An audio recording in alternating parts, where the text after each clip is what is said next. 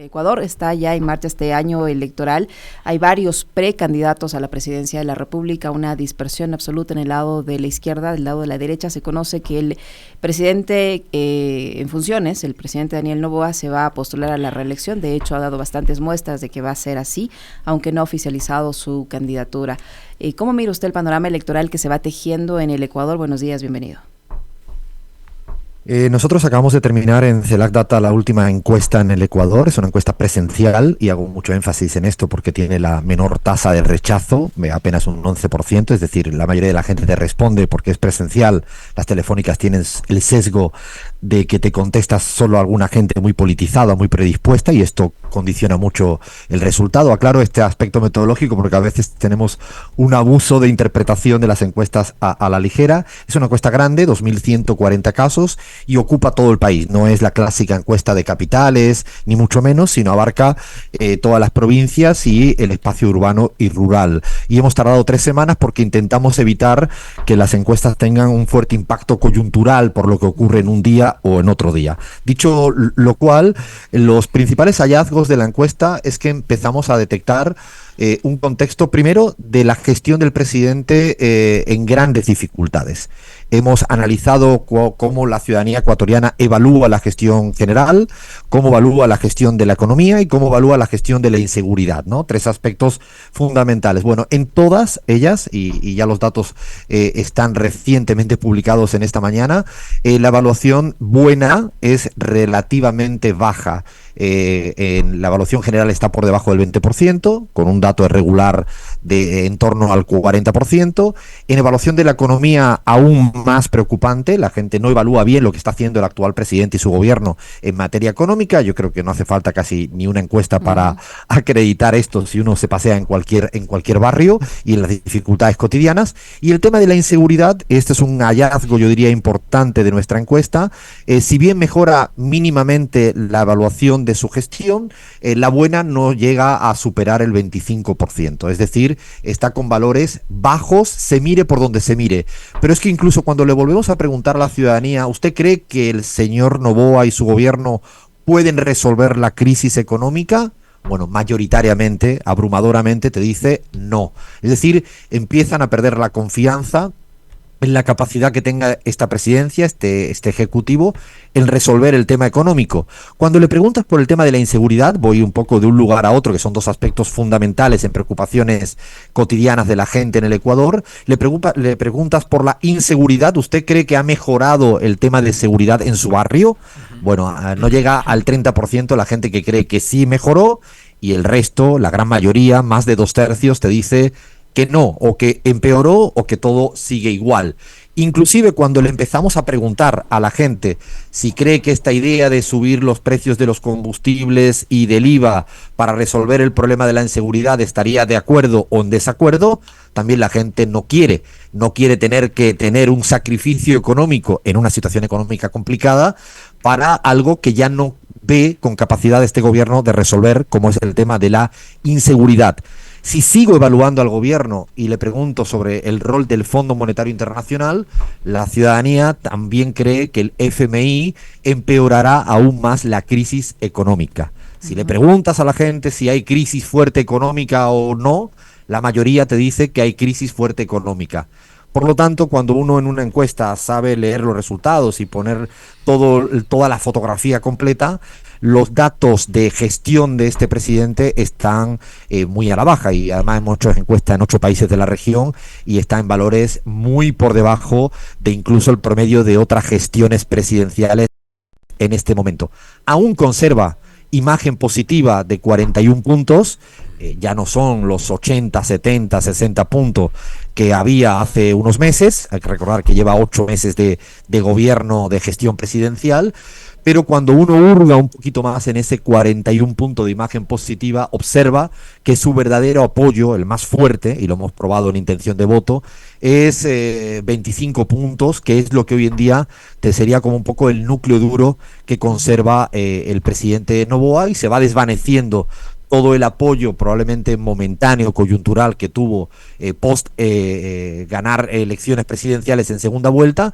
Y yo creo que es un panorama muy claro y que si uno mira todas las encuestas que se van publicando, que también las miramos, el promedio es evidente que la evaluación de la gestión ha ido en caída libre, y también el tema de su imagen positiva. Esa sería una primera gran conclusión de lo que tiene que ver con la relación con el gobierno. Es más, hay una pregunta fundamental, que es si usted, de cara a las elecciones próximas, tiene más miedo a que gane la derecha o que gane el correísmo. Dos clivajes importantes hoy en día en el Ecuador. Bueno, la mayoría cree que tiene más miedo a que gane la derecha. Es decir, hoy en día, después de 7 años de gobierno, con resultados a la vista, o mejor dicho, con no resultados a la vista, con esta evaluación de gestión tan negativa, con las evaluaciones de gestión negativa del señor Lasso y de Lenín Moreno, es decir, 7 años de fracaso del modelo económico neoliberal en el Ecuador y en otras dimensiones. Bueno, la ciudadanía hoy en día tiene mucho más miedo a que gane la derecha, a que gane el correísmo como la otra identidad política, que también tenemos resultados sumamente interesantes, porque la imagen de Rafael Correa, que está de una u otra manera siempre en el centro de la escena política, la imagen de Rafael Correa, según nuestras encuestas, esta es la quinta encuesta que hacemos en el Ecuador presencial en los últimos años, tiene una imagen positiva de 46.6, es decir, es el líder mejor valorado en la actualidad, después de tanto tiempo siendo acosado y derribado, o intentado ser derribado de todas las maneras habidas y por haber. Rafael Correa tiene una imagen positiva altísima, que además, dos cosas importantes en esta imagen positiva alta, es, por un lado, si lo comparamos con otros liderazgos en la América Latina que llevan tiempo en la escena política, es el que valores más alto tiene, indudablemente, muy por encima de otros líderes y lideresas en la región, con este tiempo en la política. Pero además le añado algo que es algo fundamental, y es que entre la población más joven, de 16 a 24 años, su imagen positiva además es mayor del promedio nacional y muy por encima del señor de Daniel Noboa. No es un tema baladí que la población joven, la población más joven, hoy en día tenga esta imagen positiva de líder, un líder fundamental en la política ecuatoriana como es Rafael Correa. Yo creo que inclusive cuando le preguntamos a la gente por el recuerdo de la gestión presidencial de Rafael Correa en el balance, ¿cuál es el balance que usted hace de los años de Rafael Correa como presidente? Ahí observáis como también los datos de el buena son superiores, muy superiores a los valores de mala, es decir, triplican la sensación, la evaluación de la gestión presidencial positiva en relación con la negativa, y son valores, insistimos, que comparativamente en América Latina son valores muy altos. Por lo tanto, se ve un deterioro fuerte, un declive en muy poco tiempo de la presidencia del señor Noboa, y al otro lado, la otra fuerza política importante, la identidad política correísta, bueno, goza en estos momentos de buenos números, que yo creo que en gran medida la explicación que le damos es que, por un lado, la autenticidad es más importante de lo que a veces se presupone en política, suma mucho la autenticidad, la gente quiere ver a gente auténtica, con sus defectos y sus virtudes, pero Rafael Correa, no hay duda de que siempre se muestra tal como es, y eso la gente a la larga lo valora. Luego hay una sensación de que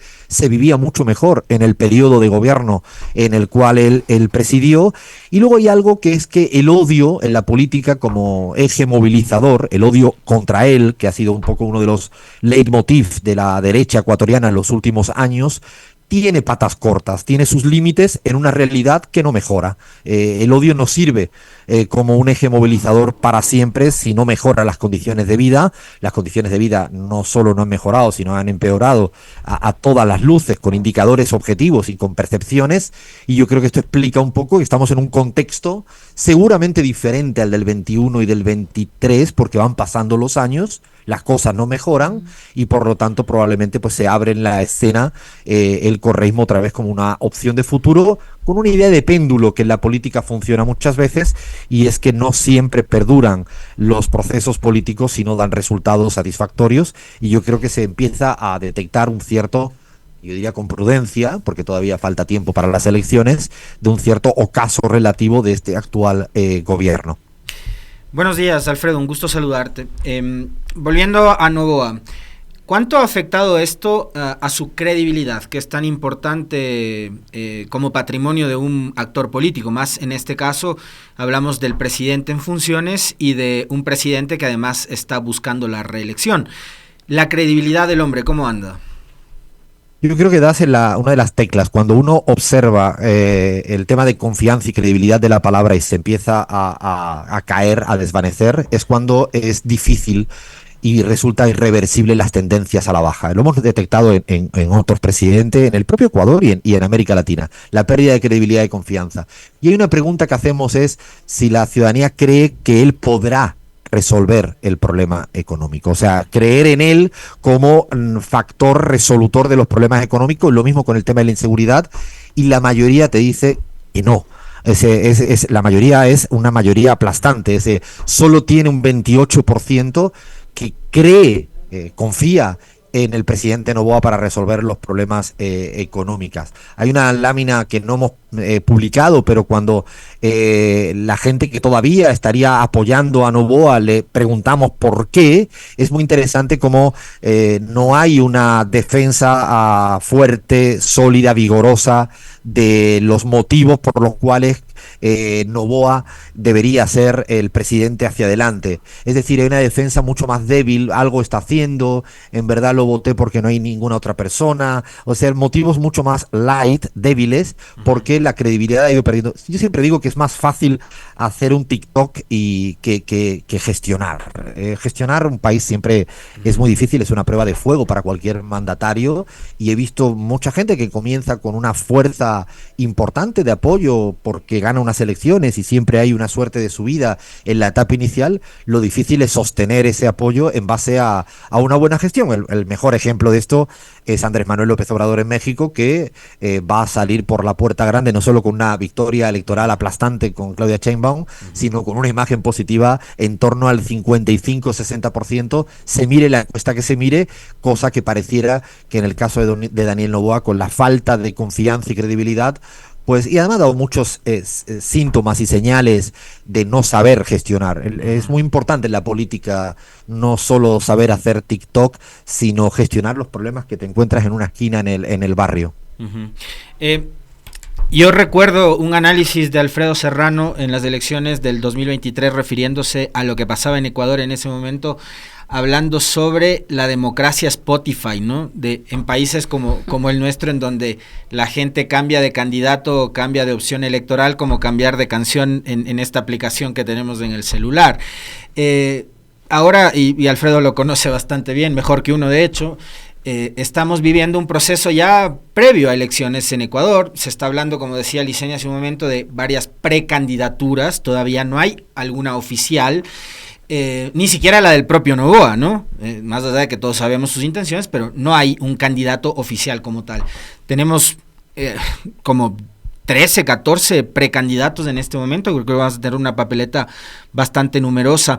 En ese sentido, y con estos datos previos que nos has dado, Alfredo, las elecciones de febrero del 2025 van a ser similares con respecto de la dispersión del electorado de lo que fueron las elecciones del 2023, excepcionales, por cierto, por efecto de la muerte cruzada, o nota cierta diferencia una vez que Noboa irrumpió en el tablero electoral y se convierte ahora mismo también, por los números que nos acabas de dar, como en una suerte de primera opción?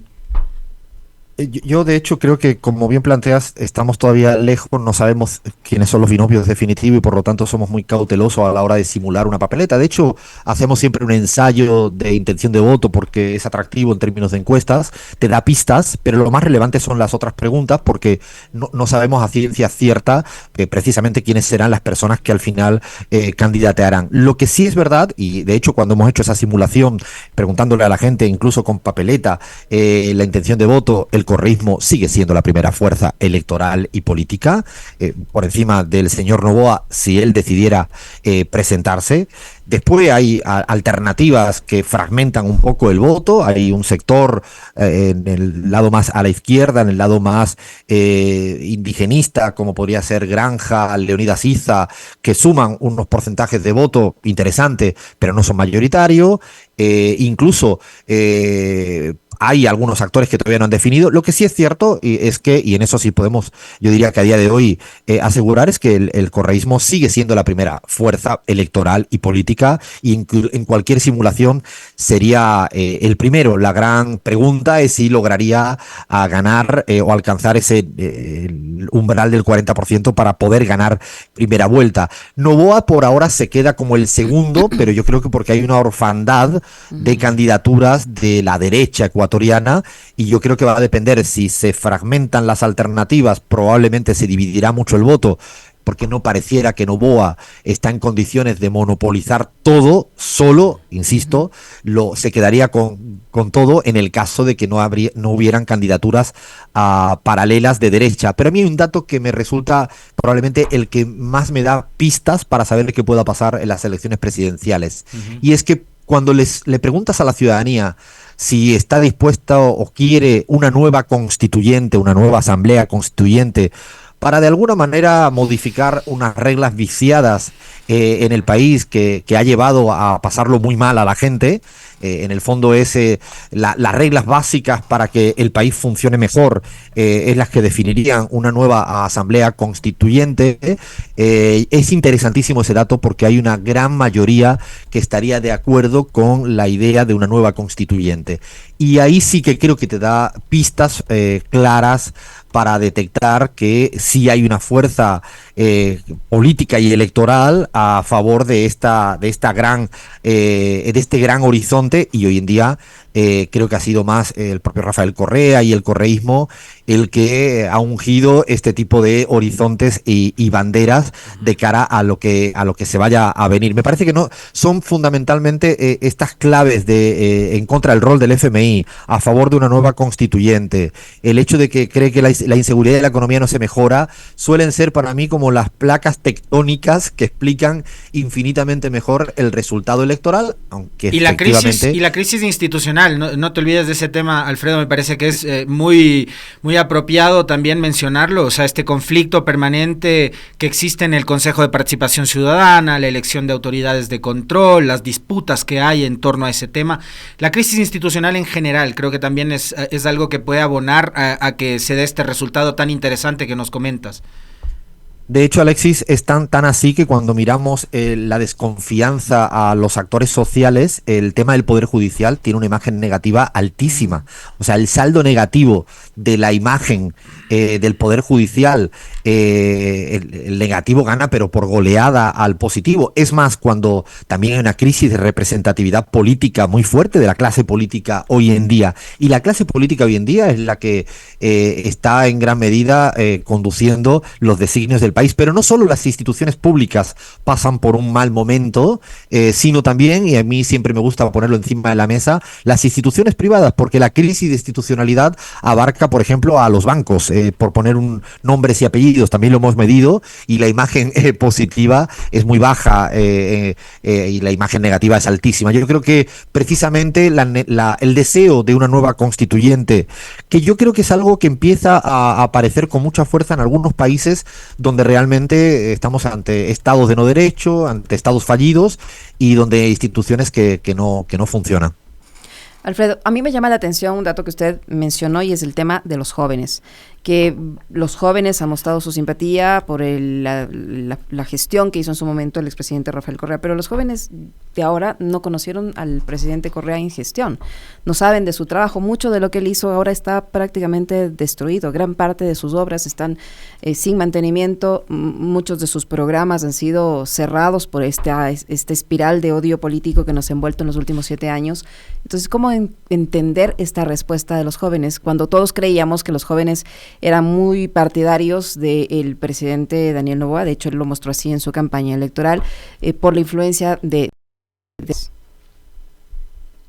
Yo creo que a veces estigmatizamos a los jóvenes como si no supieran de nada de lo que están hablando. No lo digo por la pregunta, pero sí porque a veces pensamos que es casi como un sujeto marciano, ¿no? Los jóvenes primero tienen inquietudes políticas. Otra cosa es que no participan en la política quizás como hace 20, 30 años o 10 años, porque no están afiliados a los partidos tradicionales, no consumen los medios de comunicación de la manera tradicional, sino lo hacen a través de las redes sociales. Y si bien es cierto que no tienen un recuerdo de lo que es el correísmo, cuidado, pero sí tienen sus padres.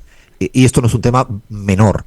Hay una relación importante intrafamiliar, que los jóvenes sí escuchan, atienden, comen juntos, pasean juntos con la familia, donde habitualmente es una instancia fundamental a la hora de elaborar la decisión de a quién votar, de a quién respeta, políticamente hablando. Pero además, lo que yo creo que pasa mayoritariamente es que los jóvenes empiezan a estar harto, cansados, y ahí es mucho más veloz el proceso de desafección con este gobierno. Yo creo que ahí es donde una de estas claves fundamentales es que los jóvenes se pueden quedar enganchados a un TikTok por una manera de comunicar del actual presidente, pero si a los jóvenes no les resuelven los problemas cotidianos y no tienen esperanzas de vivir y no encuentran trabajos mejores y tienen dificultades en el transporte cotidiano y el presidente le falla en lo uno y en lo otro, yo ahí sí que pienso que esto domina el sentimiento de los jóvenes. Y hay que recordar que Rafael Correa, a pesar de no estar gestionando, pero sí está muy presente en la política actual. Yo creo que además tiene no solo lo que dice, sino cómo lo dice. Me parece que hay una relación natural en esta relación. Además, hoy en día Rafael es el principal opositor. Y hay que recordar que los jóvenes también tienen un grado de rebeldía, de oposición, de no estar contentos con lo que pasa, ni regalarle el aplauso tan rápidamente. Esto que ha pasado en otros países de América Latina, que los jóvenes tienden más a opositar al actual statu quo, que es el gobierno de derecha de Daniel Noboa.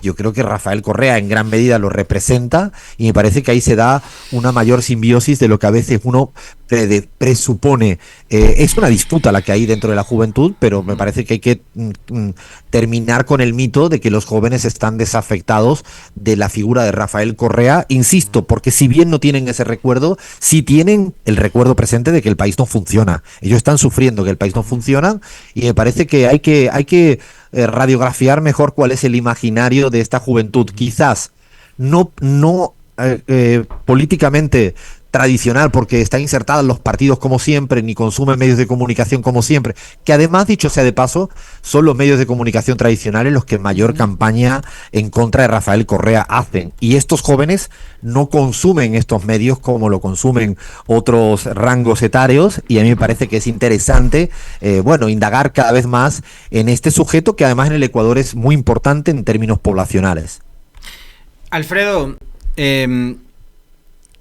las últimas elecciones, y no solo las últimas, sino lo que ha sido todo este proceso democrático durante los últimos años. Vamos pensando no únicamente en las presidenciales del 17, cuando ganó Moreno, la del 21 cuando ganó Lasso y la del 23 cuando ganó Noboa, sino vamos pensando en lo que ha sido la vida democrática del país, quizás desde el 2014, aquella elección seccional que significó un punto de quiebre para la Revolución Ciudadana y, digamos, en ese momento para la izquierda también en este país, cuando sufre un revés, por ejemplo, en la elección de la alcaldía en Quito y de la alcaldía en Cuenca, que eran dos bastiones sumamente importantes para la Revolución Ciudadana, y qué es lo que ha venido pasando desde entonces, ¿no?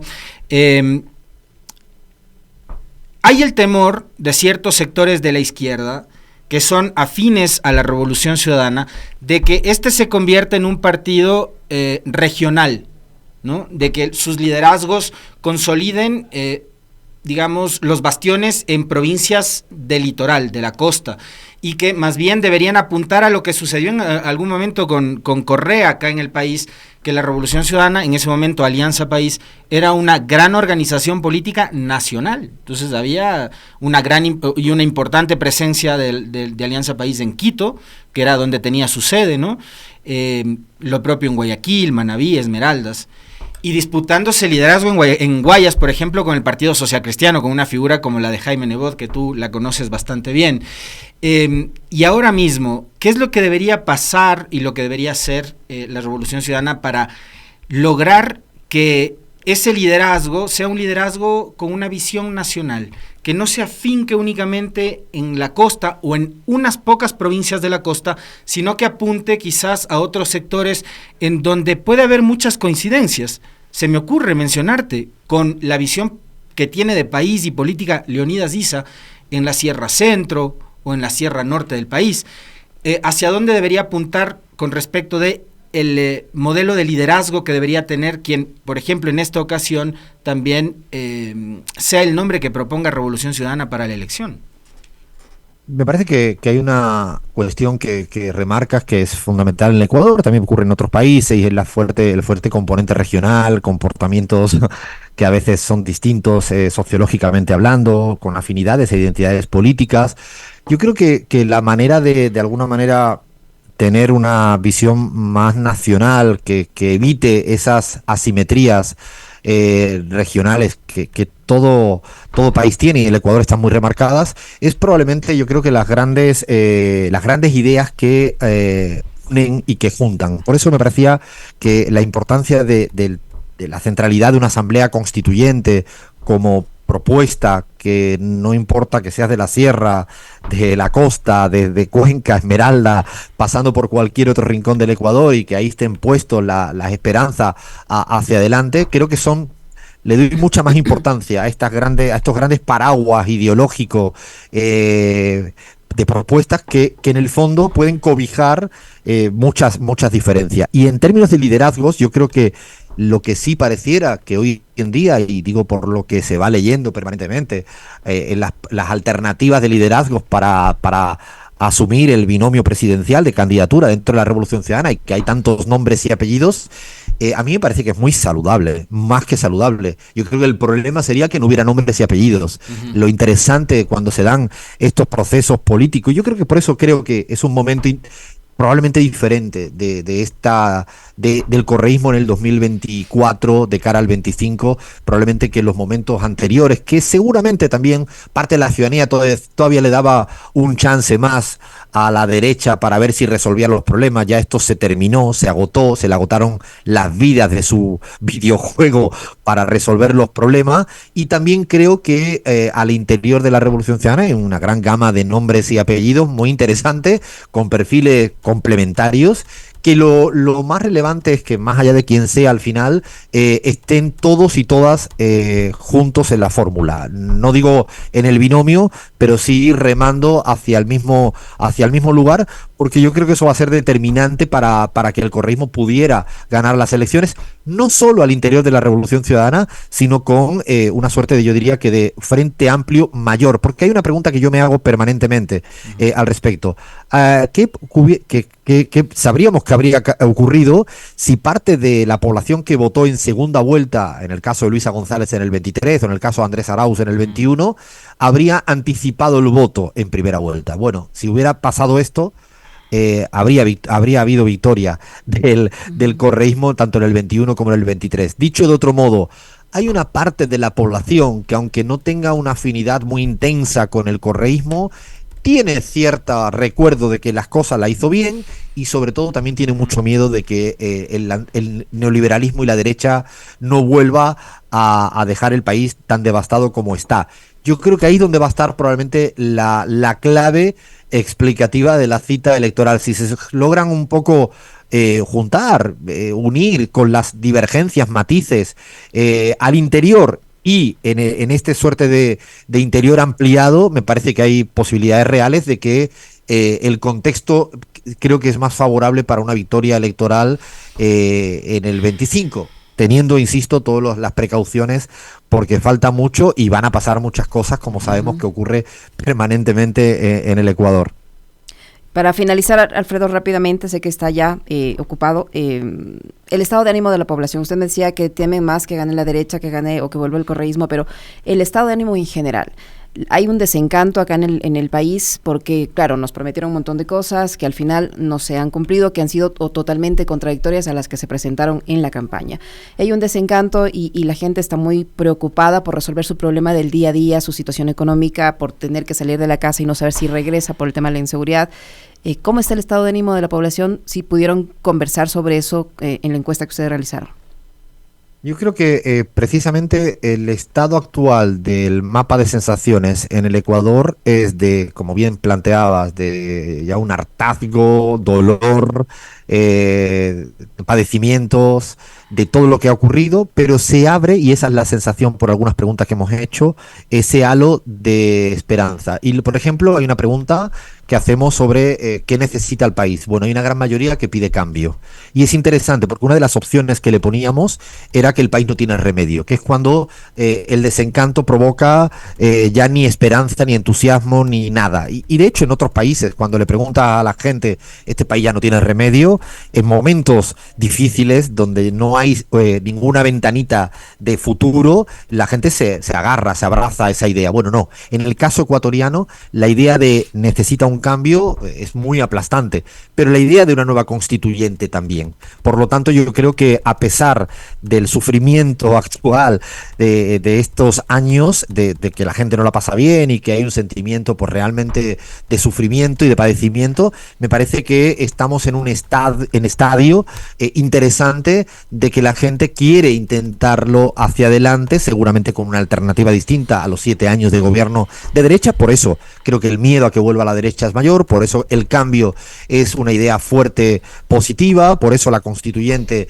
es también algo de futuro y horizonte. Me parece que es interesante cuando el cansancio, el hartazgo, el enojo se canaliza a través de esa mirada hacia adelante en positivo. Yo creo que por eso estamos en un momento un poco distinto en el 23, 24, 25 que quizás allá por el 2021. Muchísimas gracias, Alfredo. Oye, Alfredo, una cosa rapidita, en 10 segundos nada más. Candidato hombre o mujer, ¿hay algún tipo de preferencia o no? Rapidito. Yo no tengo ni idea, lo que sí siempre pienso es No, que pero los números, digo, mujer, ¿qué dicen? Si la gente en Ecuador... No, yo creo que la gente en Ecuador no pide que sea candidata ni mujer, ni joven, ni viejo, sino creo que quiere que haya constituyente, cambio, mejorar la economía. Buenísimo. O sea, siempre pienso que buscamos atajos para querer un joven, joven, voto joven, una mujer, voto mujer. Si mira los resultados del 21 y del 23, no se produjo eso de ninguna de las maneras.